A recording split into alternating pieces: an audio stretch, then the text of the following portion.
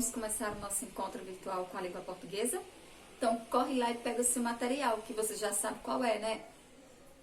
Livro de português, lápis, borracha, caderno e se prepara aí do ladinho da sua telinha, num cantinho bem acomodado, prestando bastante atenção, deixando todos os barulhos, de lado e fica de olho só na telinha, tá certo?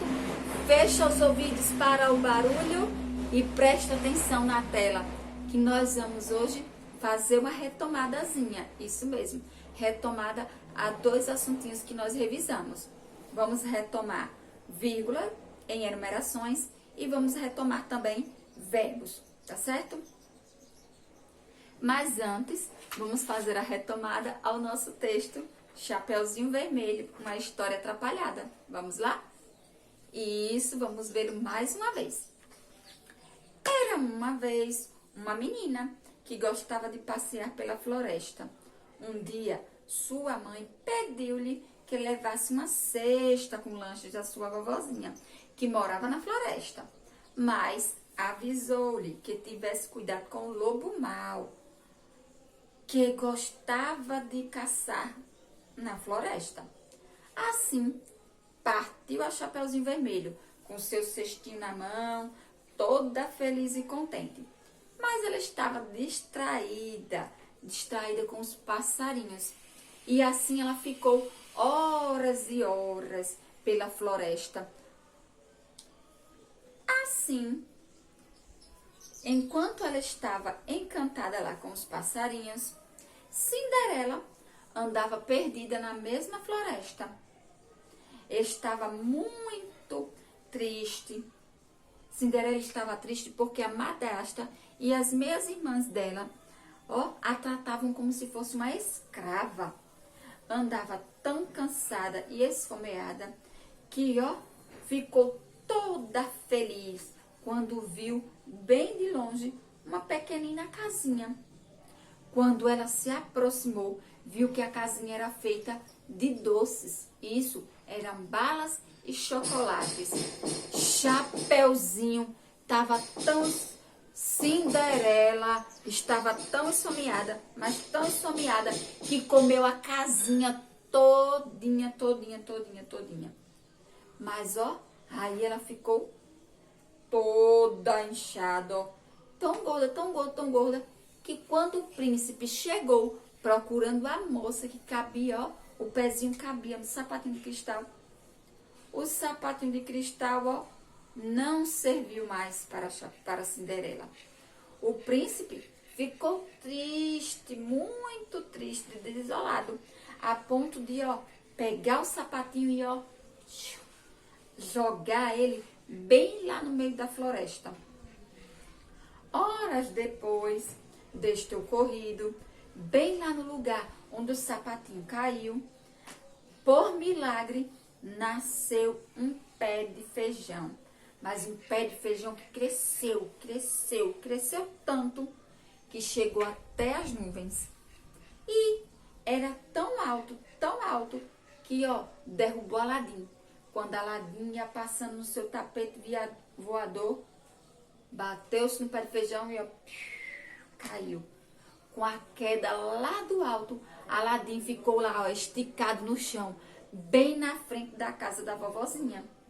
Quando o lobo mau chegou e viu Aladim ali, deitado, ele não, hesitou. Quer dizer que ele não pensou nem 2 vezes. Ele correu, pegou Aladim, e devorou ele por inteiro. Devorou.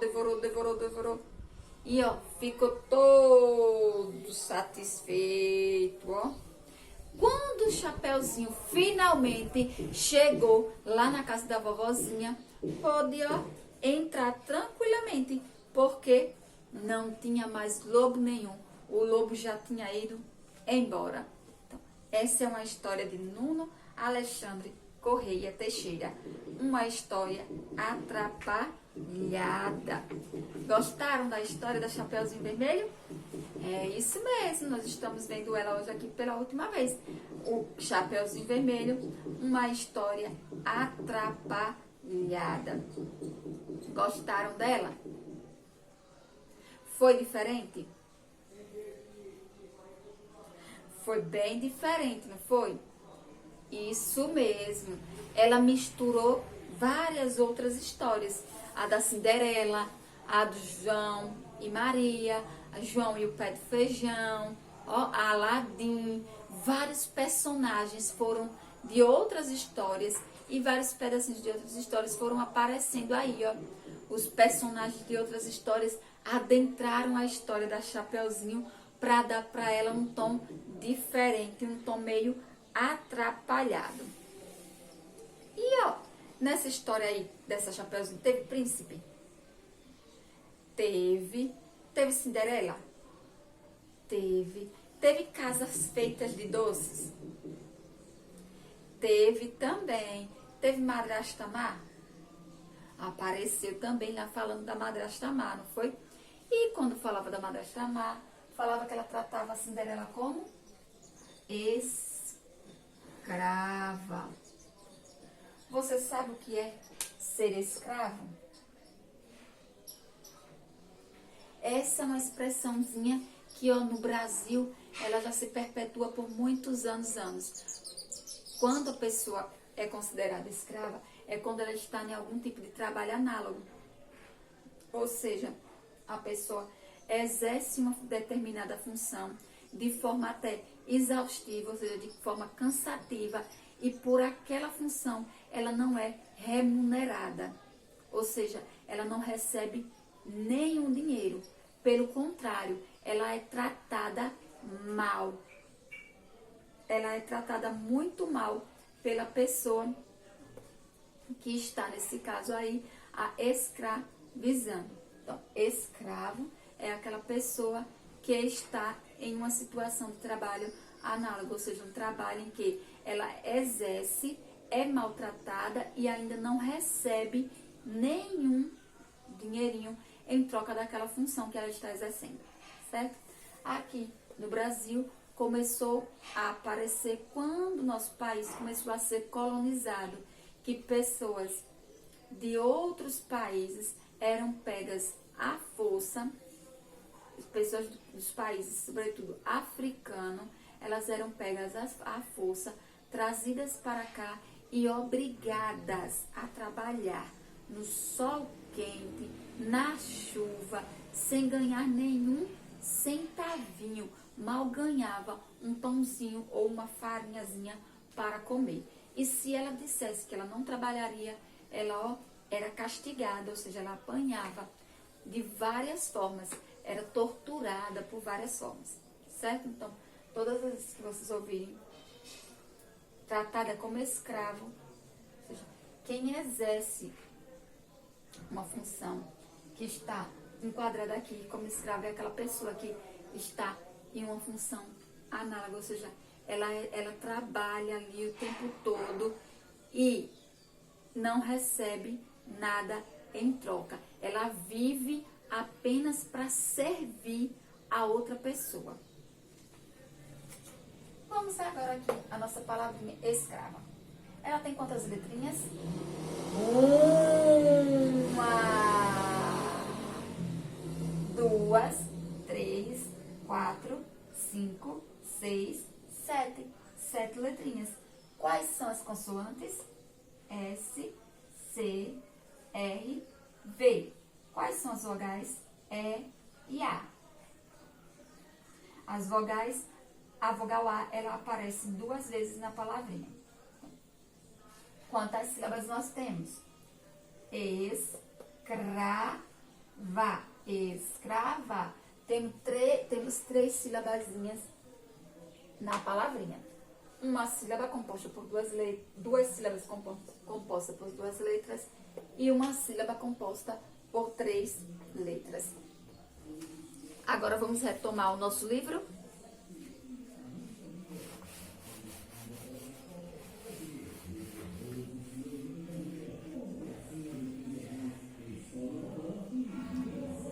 Vamos retomar o nosso livro primeiro falando sobre vírgula. Para entender que é a vírgula, vamos recordar os sinais de pontuação? Então vamos lá, e atenção! Quais são os sinais de pontuação? Isso, nós temos ponto, nós temos interrogação, nós temos travessão, exclamação, nós temos 2 pontos, ó, temos as reticências e temos a vírgula. O ponto, a gente usa ele em frases afirmativas ou negativas. Interrogação naquelas que indicam perguntas.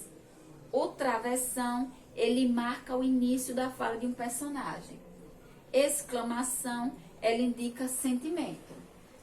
2 pontos indica o que vai vir aí a fala de um personagem. As reticências indicam a pausa. E a vírgula? O que é que essa danadinha da vírgula faz? Vocês recordam? Separa palavras ou expressões em uma enumeração. Muito bem. Ela é uma pausinha curta. Nós temos as reticências, que dá uma pausa de pensamento ou de fala. Já a vírgula é para separar as expressões em uma enumeração. Mas como assim? Como é que eu vou separar expressões em uma enumeração? É quando eu estou contando 1, 2, 3, 4, 5. Também você pode usar para separar os numerais. Mas quando eu digo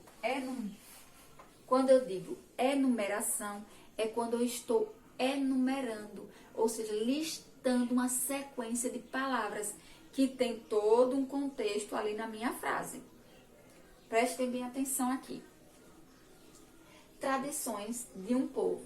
2 pontos. Quer dizer que eu vou listar quais são essas tradições. Contos, lendas, canções, danças, artesanatos e brincadeiras de criança. Então, eu fiz aqui um sequenciamento, ou seja, uma enumeração de tradições que um povo possui, que vão desde os contos até as brincadeiras de criança, tá certo? A vírgula foi utilizada onde aí? Na separação dessas palavras que indicavam as tradições. Contos, vírgulas. Lendas, vírgulas. Canções, vírgulas. Danças, vírgulas. Artesanato e brincadeiras de criança. Quando eu já vou citar a minha última enumeração, eu não coloco mais a vírgula. Olha como eu fiz aqui, ó, artesanato. E isso quer dizer que eu vou citar a última enumeração, brincadeiras de criança. Então, eu finalizei aquilo que eu estava listando. Aqui, eu enumerei o quê? As tradições de um povo. Mas eu poderia estar falando também sobre outras coisas, entendeu? Então, as enumerações, elas possuem a sua função, tá certo? Ela pode estar ajudando a explicar algo, ela pode estar ajudando a esclarecer um assunto no texto. Tá certo? Como aqui, nós fizemos o quê? Citamos aqui, ó, esclarecemos quais eram as tradições de um povo. Então, as enumerações, ela tem uma função. Elas não são citadas, não são feitas ao léu. Ela pode ajudar a explicar e a esclarecer um assunto dentro de um texto. Tá certo? Lembre-se sempre, as vírgulas é um sinal de pontuação que pode ser usado para separar palavras ou expressões em uma enumeração, certo? A vírgula, a única função dela não é essa, separar enumerações. Essa é uma das. A vírgula também é utilizada para dar pequeninas pausas em um texto, tá certo? Mas nós estamos vendo hoje aqui como ela é usada em enumerações, que é para que se seja feita a separação nas palavras, tá certo? Ele separa as palavrinhas ou as expressões que a gente esteja usando na enumeração. Agora vamos ver aqui reverbos, vamos recordar.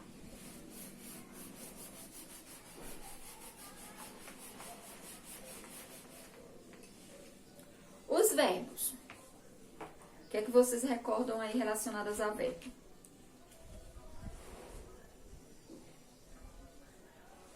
Primeiro, o que é que os verbos expressam?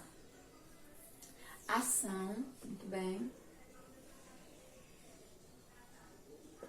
O que mais?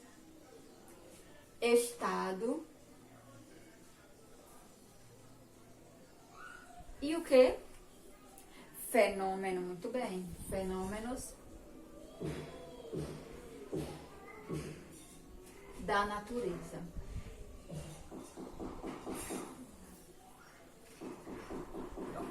Os verbos, eles podem estar expressando ação, estado e fenômeno da natureza. E eles são situados em que tempos verbais? Presente, muito bem. Passado e futuro. O que o presente indica? O que está acontecendo agora. O passado, o que já aconteceu. E o futuro, o que ainda está por acontecer, ou seja, o que ainda vai acontecer. Os verbos também, eles podem aparecer juntos em uma mesma expressão. Pode, você faz uma frase. Você pode, nessa frase, combinar, fazer a combinação de 2 ou até mais verbos juntinhos. Eles vão dar uma ideia única. Eles precisam estar ali juntos, mas dando uma única ideia. A isso a gente chama de locução verbal.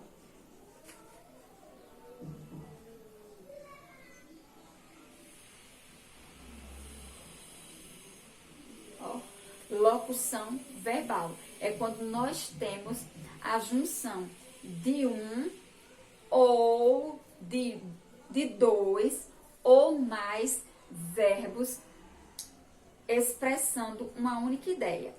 Locução verbal é quando eu tenho a junção de 2 ou mais verbos expressando uma única ideia. Olha lá. Exemplo.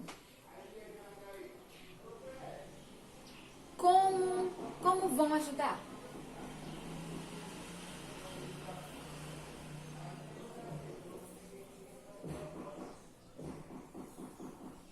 Olha aqui. Eu tenho aqui nesta frase 2 verbos. Vão e ajudar. Eu vou, tu vais, ele vai, nós vamos. Eu ajudo, tu ajudas, ele ajuda, nós ajudamos. Então, eu tenho aqui 2 verbos nessa frase. Porém, eles estão juntos aqui, mas expressando uma única ideia. Tá certo? Aqui, ó.